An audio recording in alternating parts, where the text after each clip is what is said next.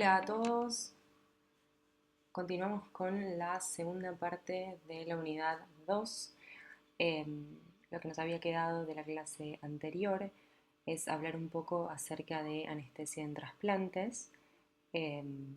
Ustedes ya han visto todo este tema en la cursada de alta complejidad, así que básicamente lo que pretendo con esta clase es realizar un refresh de todo lo que ya saben y poder evacuar dudas. Así que bueno, vamos a empezar. En primer lugar, me parece importante recordar ciertos conceptos previos, como por ejemplo el concepto de ablación. Cuando nosotros hablamos de ablación, hacemos referencia a la extracción, sea de uno o de varios órganos o bien tejidos del cuerpo de un donante, que luego van a ser trasplantados a un receptor que lo necesite. Cuando pensamos en cuáles son aquellos órganos que eh, se pueden ablacionar y luego trasplantar, son el corazón, pulmón, riñones, hígado y páncreas. En cuanto a los tejidos, tenemos hueso, médula ósea y córneas, y siempre esto tenemos que tenerlo presente. El tipo de donante puede ser o bien un donante vivo o bien un donante cadavérico, ¿sí? Ese donante cadavérico es quien haya sufrido una muerte encefálica o bien una parada cardiorrespiratoria. Bueno, en primer lugar vamos a empezar con la parte de trasplante hepático y después vamos a hablar brevemente acerca de trasplante renal. ¿Qué es el trasplante hepático? Bueno, como ustedes bien saben, es aquella cirugía en la cual un receptor que está en falla hepática recibe un órgano de mejor calidad proveniente de un donante, sea un donante cadavérico o bien un donante vivo. Lo que debemos tener en cuenta siempre es que nuestro paciente requiere una evaluación preoperatoria multidisciplinaria, que gran parte de estos casos constituyen cirugías de urgencia, que los pacientes requieren determinados estudios prequirúrgicos que van a ser necesarios, aquellos que estén en lista, lo ideal es que lo vayan renovando, ¿sí? Aproximadamente cada 4 a 6 meses. Debemos siempre contar con hemoderivados necesarios y fármacos determinados y específicos para el trasplante hepático el día quirúrgico. Bueno, la realización de un trasplante hepático tiene ciertas indicaciones, ¿sí? Lo que tenemos que pensar es que vamos a contar con un receptor que está en un periodo de insuficiencia hepática, y lo que les puse en esta diapositiva básicamente son dos listas iguales. La de la derecha, la violeta, está un poco más simplificada y básicamente son todas las indicaciones de trasplante hepático en adultos, ¿sí? A grandes rasgos, lo más común, lo que más solemos ver, son procesos de cirrosis que obedecen a patologías virales, como son por ejemplo el virus de la hepatitis C y B, y también este proceso obedece al alcoholismo, ¿sí? También podemos, como ven en la lista, reconocer tumores hepáticos, que estos pueden ser a grandes rasgos primarios, es decir, se originan en primer lugar a nivel hepático, o bien secundarios. Secundarios los llamamos cuando son parte de un proceso metastásico y que el tumor primario está en un órgano fuera del hígado, ¿sí? Esto es frecuente de ver en patología tumoral colónica y de mama también, ¿sí? Es decir, tengo un tumor primario localizado a nivel del colon, por ejemplo, que luego metastatiza a nivel hepático y eso es lo que llamamos comúnmente como patología tumoral secundaria. Esto, como bien les dije, son las indicaciones en los adultos y, bueno, en niños solamente, para que sepan, tenemos como causas principales la atresia biliar y también la toxicidad mediada por paracetamol. Por eso es que siempre debemos considerar las dosis máximas de paracetamol, tanto en niños como en adultos, ¿sí? Y valorar bien las dosis por peso. Bueno, como bien sabemos, hay una estratificación de estos pacientes, se realizan las listas, ¿sí?, que todos conocemos, es decir, las listas de espera de receptores, y para esto se utilizan determinadas clasificaciones, unas para adultos y otras para pediátricos, ¿sí? Que en este caso es lo que ven en pantalla, el MELD, eh, que realiza básicamente una clasificación pronóstica de la hepatopatía que tiene el paciente, el receptor. Es un modelo matemático que predice la sobrevida de un paciente con enfermedad hepática. Lo que hace es valorar eh, determinados parámetros de laboratorio, en este caso es el RIN, la creatinina y la bilirrubina, y esta escala es justamente considerada más objetiva y más precisa que otra escala que se ha utilizado, que es la escala, quizás la han escuchado, la de Child-Pugh, pero bueno, hoy en día se prefiere, justamente por esta razón, es más objetiva y más precisa esta escala que ven aquí, ¿sí? El MELD. Sus valores oscilan entre 6 a 40. A menor puntaje, ese paciente va a tener mejor pronóstico, por ende no va a estar entre los primeros lugares de la lista, ¿sí?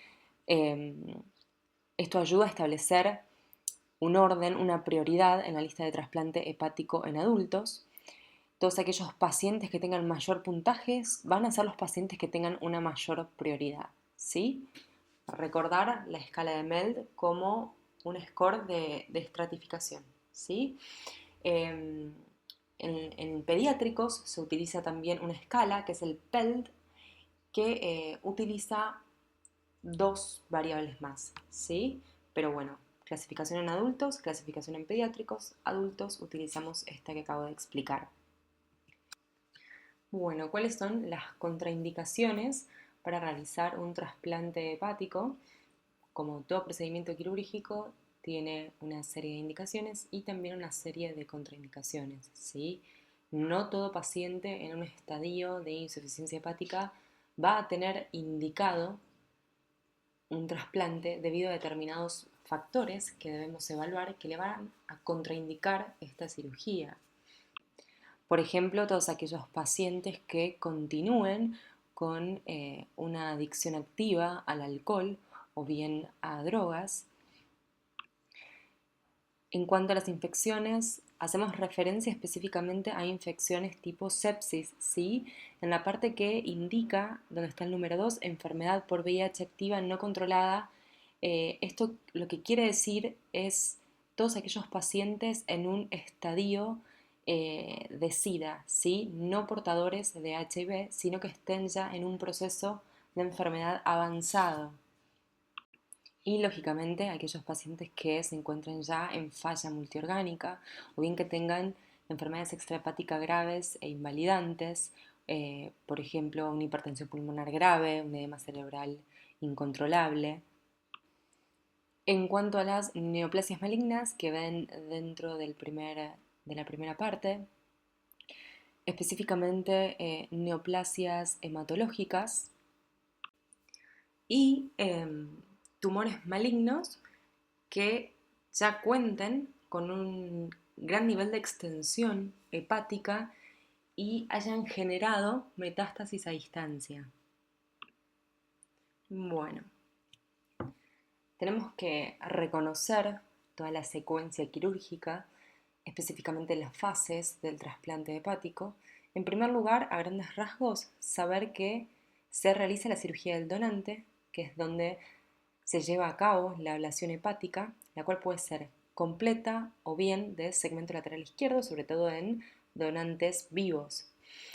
En segundo lugar, se va a realizar la cirugía del receptor, que va a comprender todas las fases, ¿sí? Me refiero a la fase preanhepática, anhepática y de reperfusión del injerto con restitución del flujo arterial y por último la reconstrucción biliar. Bueno, esto seguramente lo han visto y les resulte familiar. Voy a tratar de ser breve para poder explicar y que queden claro bien las fases características del trasplante hepático y su correlación con los periodos de isquemia, ¿sí? Que se clasifica en un periodo inicial de isquemia fría seguida por un periodo de isquemia caliente. Bueno, como se puede observar en la imagen, el periodo de isquemia fría comienza con el pinzamiento aórtico del donante, ¿sí? Pinzamiento hace referencia al clampeo de la aorta del donante, y cuando el órgano del donante es ablacionado, se requiere de todo un proceso de conservación específico del órgano, el cual va a ser conservado en una solución específica aproximadamente a 4 grados, ¿sí?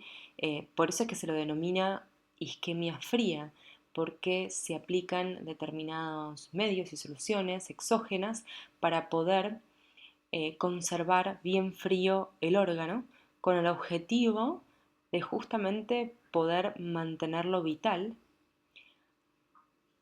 Y bueno, también es importante saber que hay órganos que tienen más tolerancia a la isquemia que otros, eh, y que la duración de todo este periodo de isquemia fría va, como dijimos anteriormente, desde el clampeo de la aorta hasta el momento de la implantación del órgano en el receptor, ¿sí? A través de ese momento, justo en ese momento, comienza el periodo de isquemia caliente. Una vez que el órgano ya está implantado en el receptor, se da comienzo a todo el periodo de reperfusión. Y todos estos dos periodos de isquemia fría y de isquemia caliente tienen una correlación directa con las fases típicas del trasplante hepático.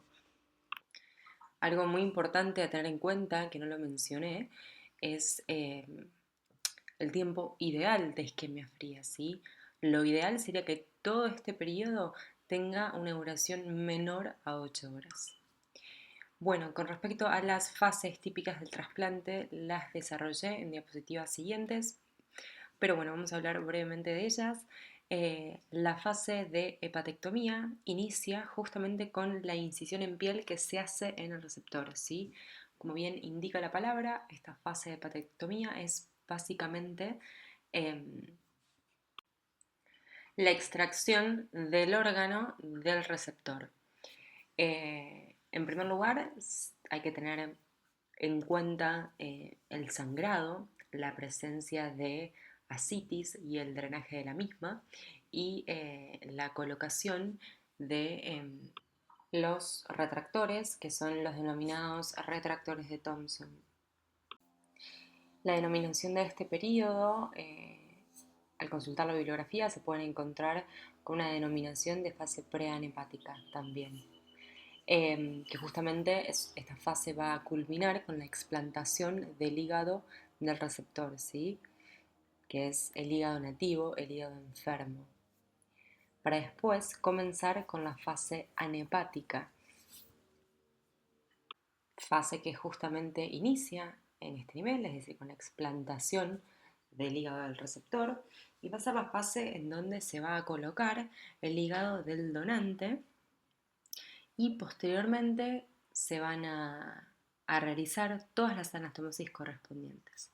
Luego de que este periodo esté finalizado, comienza la reperfusión del injerto, que justamente se condice con la finalización de una fase, que es la fase anhepática, y el inicio de la fase siguiente, que es la fase neohepática.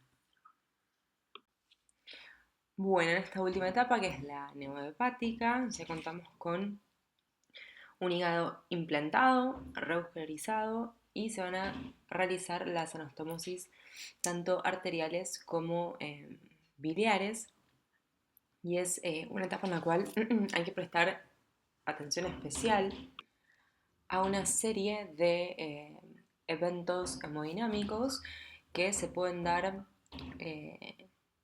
a partir del denominado síndrome de reperfusión. Vamos a ver cada una de estas fases ahora con un poquito más de detalle. Importante también reconocer la fase previa, que es la fase de ablación, la cual va a dar inicio al todo el periodo de isquemia fría, desde el clampeo de la aorta del donante. Como les comenté anteriormente, el objetivo primordial es el de poder lograr mantener el órgano vital, corregir el sangrado, la coagulación y todos aquellos defectos bioquímicos que se vayan sucediendo. Y una vez realizada la ablación, el hígado es preservado en aquella solución específica que les comenté a 4 grados. Las consideraciones que tenemos que tener en cuenta al momento de ablacionar es recordar todos aquellos cambios fisiopatológicos de muerte encefálica que vieron, las fases y los requerimientos de cada una. Importante al momento de ablacionar reconocer en qué fase estamos, es decir, en qué periodo estamos, siempre en correlación a la muerte encefálica, es decir, si estamos en un periodo inicial, es decir, desde la hora 0 hasta la hora 6, que correspondería a un periodo meramente hipertensivo, ya pasada la fase de hora 6, que es lo que comúnmente vemos, estamos en la fase en la cual hay una pérdida del tono eh, simpático y justamente vemos las bradicardias, las hipotensiones, ¿sí? Recordar en esta fase que no nos va a servir el uso de atropina. Acto seguido, una vez que tenemos todo esto en cuenta, preparamos el quirófano. El quirófano debe ser una preparación adecuada, completa, ¿sí? El monitoreo del donante cadavérico se va a realizar también según las normas FAR. Este sistema de ABCD, que bueno, ustedes ya lo conocen, me parece súper práctico al momento de chequear todo lo que van haciendo. A corresponde a tener una aspiración funcionante.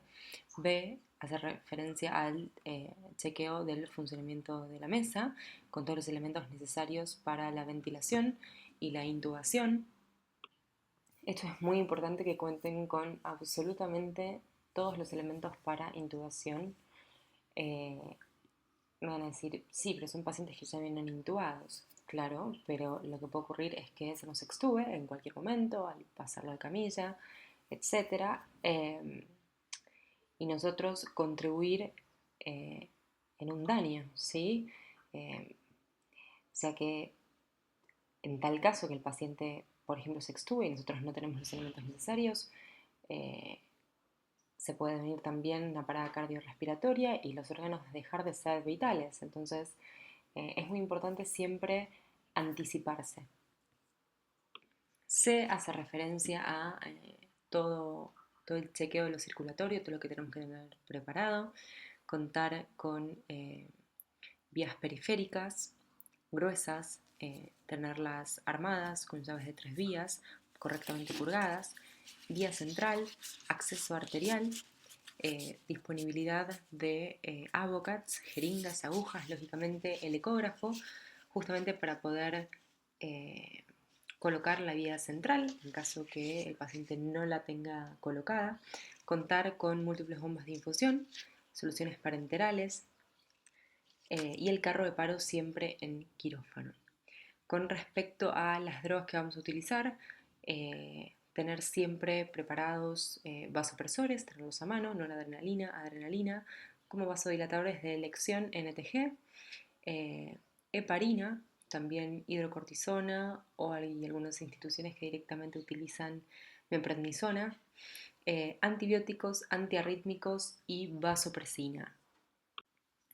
El requerimiento de todas estas drogas que nombré anteriormente va de la mano de la fase en la cual estamos realizando la ablación, ¿sí?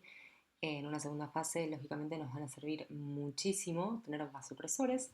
En una primera fase, que es la fase típica hipertensiva, quizás nos sea de utilidad utilizar un vasodilatador, como es por ejemplo la nitroglicerina. Muy importante el uso de relajantes neuromusculares, ¿sí? Lo cual también favorece enormemente en la técnica quirúrgica, en la parte quirúrgica de la ablación. Otro fármaco que nombré son los corticoides, que se administran básicamente para poder modular la respuesta, es decir, la aceptación que va a tener el órgano en el receptor. La hidrocortisona se dan aproximadamente 200 miligramos. Recuerden que bueno, la ampolla viene de 500 miligramos en una presentación liofilizada. La heparina también, esto nos va a indicar el equipo quirúrgico, el momento y el sentido de administrarla radica en lograr evitar eh, las trombosis del injerto. La dosis oscila alrededor de 300 unidades kilo.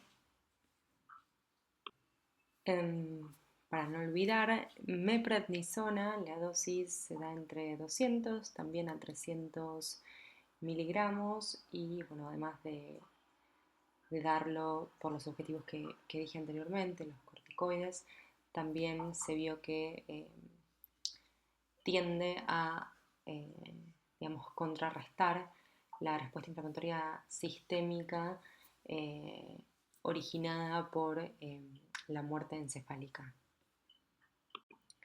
La vasopresina también es una droga muy utilizada. Tiene un doble efecto, es decir, como vasopresor potente y también muy utilizado por su efecto antidiurético.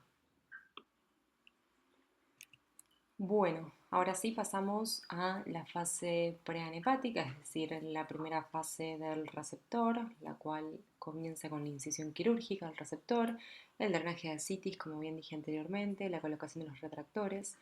Es la fase de la realización de la hepatectomía, ¿sí? De la extracción de ese hígado insuficiente. Es importante considerar la utilización de los clampeos. Son clampeos venosos que se realizan tanto a nivel del sistema venoso portal, es decir, se clampea la vena porta, y también las suprahepáticas. Recuerden que las suprahepáticas drenan directamente a nivel de la vena cava inferior. Y bueno, sé que esto lo han visto, así que a modo recordatorio, las derivaciones venovenosas y todo lo que incluye el piggyback. Continuamos con la fase anhepática. Como bien habíamos dicho, el inicio de esta fase se da a partir de la realización de la hepatectomía del hígado enfermo y finaliza justamente cuando las anastomosis vasculares están realizadas, cuando se ha desclampeado y justamente el objetivo de esta fase es poder minimizar la duración del clampeo, ¿sí? Las anastomosis que se van a realizar, por ende, van a ser portales, término terminal, y de la vena hepática, ¿sí? Recordar las técnicas que han visto son meramente técnicas quirúrgicas. Previo al pasaje de fase, es decir, antes de pasar a la etapa de reperfusión, el hígado se perfunde con una solución que es baja en potasio o también con albúmina y luego se procede al desclampeo. Es importante recordar el orden en que se desclampea. En primer lugar se desclampea la suprahepática y en segundo lugar la vena portal, ¿sí?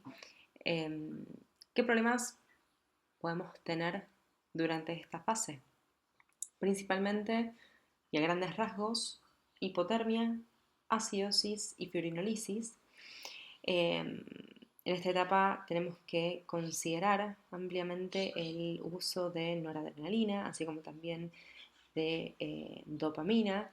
En cuanto a las dosis, esto obviamente va a depender de cada paciente, de cada caso, de cada situación hemodinámica particular, pero bueno, a grandes rasgos podemos hablar de rangos desde, por ejemplo, 0,04 a 1 gama kilominuto de noradrenalina, o bien en el caso de tener que utilizar dopamina en un rango de 3 a 5 gamma-kilo-minuto también. Bueno, seguimos con la fase de reperfusión. La gran consideración que tenemos que tener aquí es la inestabilidad hemodinámica que nos podemos encontrar. Va a haber una movilización de grandes volúmenes de mediadores inflamatorios.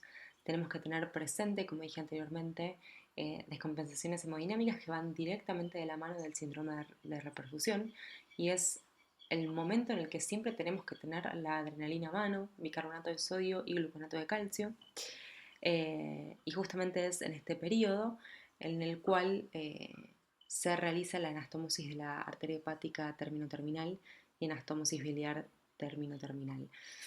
Estos dos últimos ítems corresponden también al inicio de la denominada fase neohepática.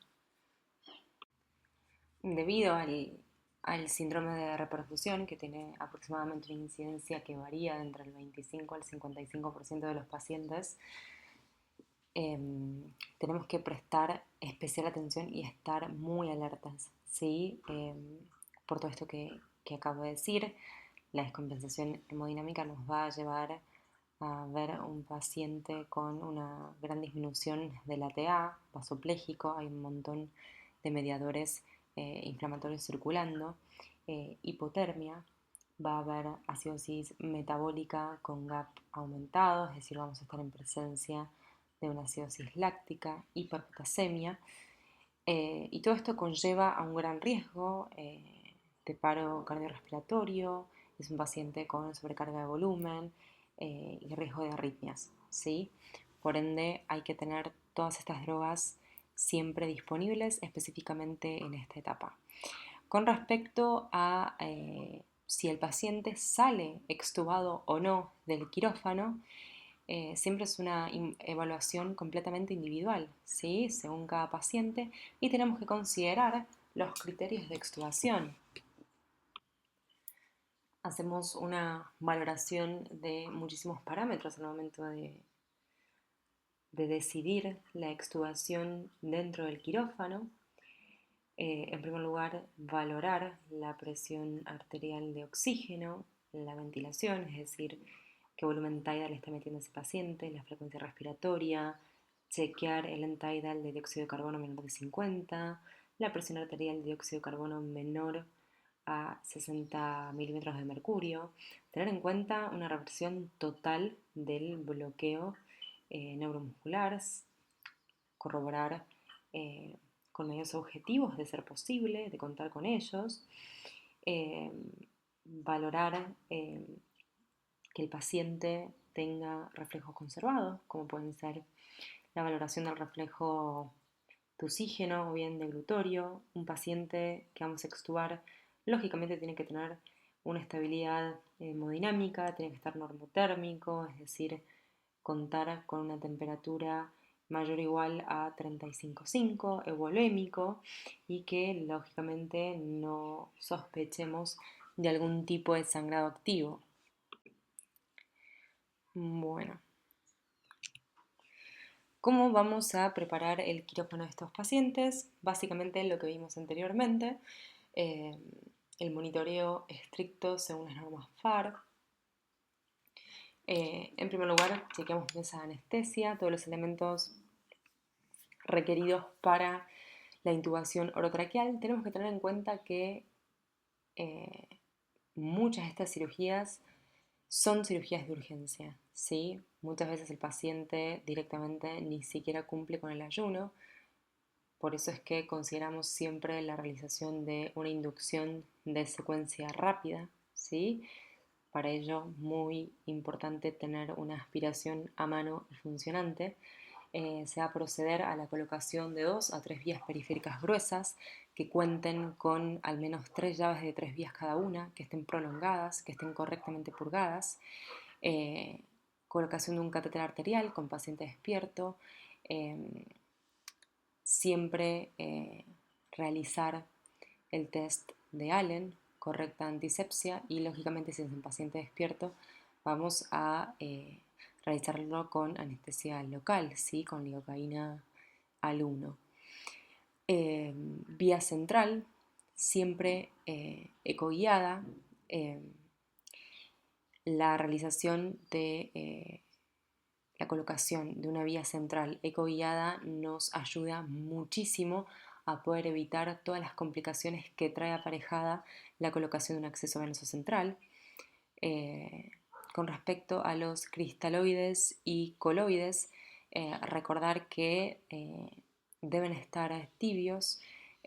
Con respecto a los cristaloides, el más aceptado ampliamente va a ser la solución fisiológica, lógicamente no el lactato, ya que inicialmente estamos ante un paciente que es insuficiente hepático, ¿sí?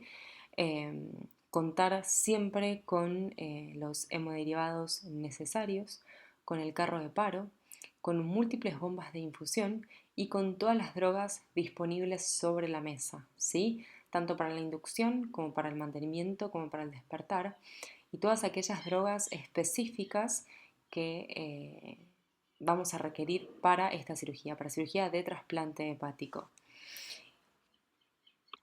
En cuanto a la realización de una anestesia general balanceada total endovenosa, eh, esto va a ser de elección por parte del anestesiólogo, sí.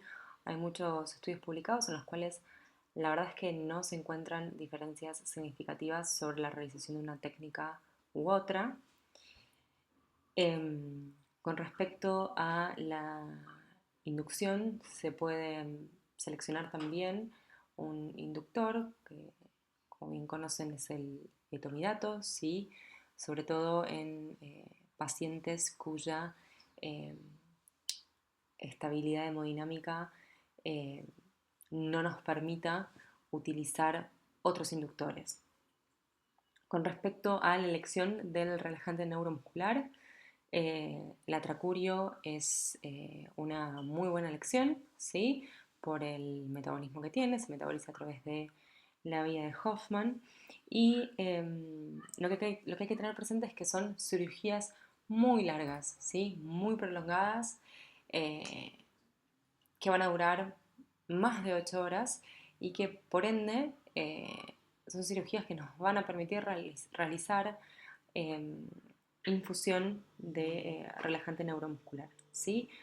Hay otros anestesiólogos que también prefieren la utilización de rocuronio, el mismo también es válido y se puede utilizar. Y tener también disponibles los corticoides que vamos a utilizar. Eh, lo vamos a administrar siempre antes de la colocación del injerto, ¿sí? Justamente por lo que hablábamos antes de una mayor aceptación por una cuestión inmunológica. Otras drogas que podemos tener en cuenta son antifibrinolytíticos. ¿Cuáles podemos tener disponibles? Tanto ácido tranexámico como su versión más económica, por así decirlo, como es el ácido aminocaproico, ¿sí?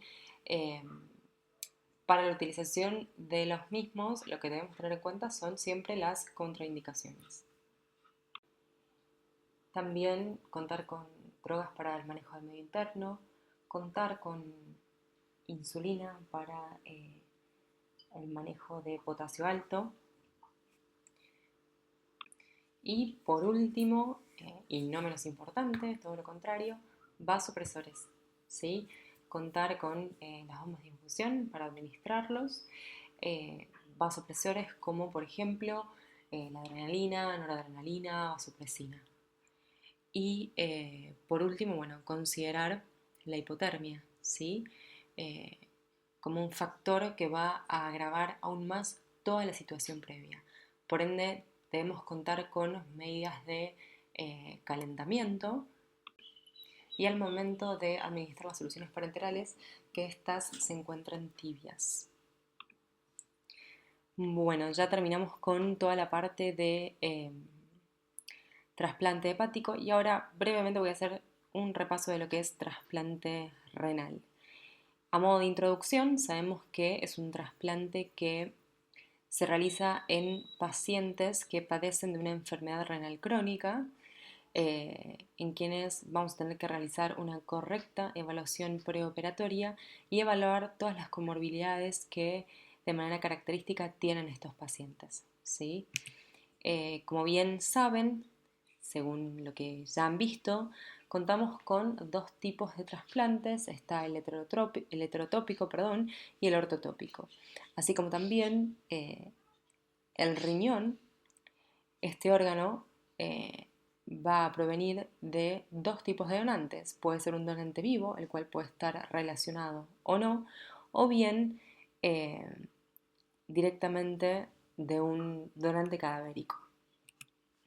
Al igual que en el trasplante hepático, el trasplante renal también cuenta con tres fases que debemos conocer bien, son fases meramente quirúrgicas, una fase prerrenal, una fase de cirugía de banco y una fase 3 que hace referencia al injerto del riñón. La fase 1 o prerrenal se extiende desde el momento en que realizamos la inducción anestésica hasta que finaliza la disección del riñón del receptor. En este momento, bueno, debemos valorar los sangrados intraoperatorios y lograr mantener una presión arterial media de aproximadamente 80 milímetros de mercurio y una PVC estimada entre 8 a 10 centímetros de agua. Es importante, hablando de la PVC también, valorar el estado de volemia con el cual llegan los pacientes a quirófano, ¿sí? Tenemos que tener presente que son pacientes que se someten a diálisis y que muchas veces pueden llegar directamente con balances negativos, que lo vamos a poder objetivar mediante la presencia de una PVC baja. Luego pasamos a la fase 2, que es la denominada cirugía de banco, que comprende el momento desde que el cirujano recibe el riñón del donante y lo va a someter al proceso de isquemia fría. Y toda esta fase va a finalizar en el momento en que el riñón es colocado a nivel de la cavidad abdominal del receptor. Posteriormente se va a perfundir el riñón con una solución de preservación y pasamos directamente a la fase 3 quirúrgica, que es el injerto del riñón. Esta última fase, a su vez, dependiendo de la bibliografía, se puede subdividir en una fase temprana y una fase tardía. La fase temprana hace referencia a el desclampeo de los vasos renales y la anastomosis, tanto de la vena como de la arteria renal, con posterior reperfusión de todo el injerto. Pasamos a la fase tardía de la fase 3, que consiste en realizar las anastomosis ureterovesicales y posteriormente se va a evaluar el funcionamiento del mismo, ¿sí? Mediante el proceso de diuresis. Siempre, por eso es que tenemos que contar en este momento con la preparación de determinados diuréticos, con una corrección previa del medio interno, corroborar la presencia de acidosis metabólica, los niveles de potasio sérico y siempre que vayamos a realizar un tipo de estos trasplantes renales, tener en cuenta ciertas consideraciones que van de la mano con el medio interno de estos pacientes, ¿sí? En primer lugar, considerar si vamos a realizar una inducción de secuencia rápida. Por ende, toda inducción de secuencia rápida, como bien saben, conlleva la utilización del relajante denominado succinilcolina. Hay que tener cuidado con el potasio en estos pacientes, ¿sí? Más al utilizar la succinilcolina. Y durante el mantenimiento, ya que estamos con un paciente con una enfermedad renal crónica, considerar y no utilizar determinados fármacos, como son los AINES, como es la meperidina, básicamente por su metabolito, y como son los relajantes neuromusculares aminoesteroides, ¿sí? Muy importante, como dije hace un ratito, recordar el uso específico de los diuréticos previo al desclampeo y también es de utilidad al momento de evaluar el funcionamiento post-anastomosis y lo que es muy importante al inicio de la cirugía dentro de las consideraciones anestésicas es la presencia de las fístulas, chicos. Siempre debemos evitar la colocación de vías y del manguito para la toma de la TA. En cuanto a la preparación, un poco más de lo mismo que hemos visto, siempre, absolutamente siempre, el monitoreo según las normas FAR, chequeo de la mesa de anestesia, de rutina, todos los elementos requeridos para intubación orotraqueal, para ventilación, aspiración siempre funcionante, valorar eh, la necesidad o no de realizar una inducción de secuencia rápida. Tenemos que contar con 2 a 3 vías periféricas gruesas eh, que cuenten con al menos 3 llaves de 3 vías, prolongadas, purgadas, contar con una TAM, se puede colocar con paciente despierto, recordar la realización previa a la colocación de una TAM, el test de Allen, eh, y siempre que sea con paciente despierto, con anestesia local. Vía central, ecoguiada, lo mismo que para el trasplante hepático. Utilizar cristaloides o coloides tibios, contar siempre con los hemoderivados, el carro de paro, múltiples bombas de infusión y tener todas las drogas disponibles para la inducción, mantenimiento y despertar, y las drogas específicas para el trasplante renal, y siempre cuidar la hipotermia. En cuanto a qué tipo de anestesia es factible de utilizar, lógicamente una anestesia general, no hay grandes cambios tampoco en este caso entre la realización de una anestesia general balanceada y TIVA.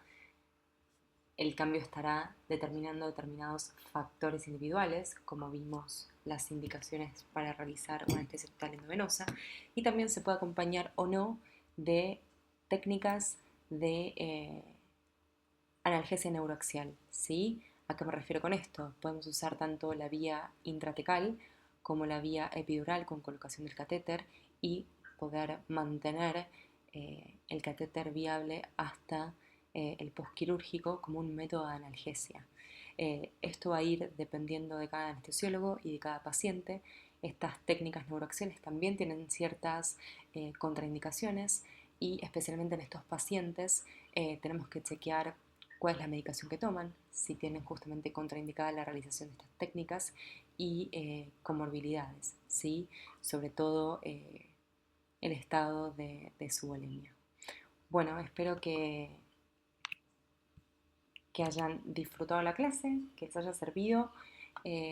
Las dudas las vamos a evacuar el día jueves a las 3 de la tarde.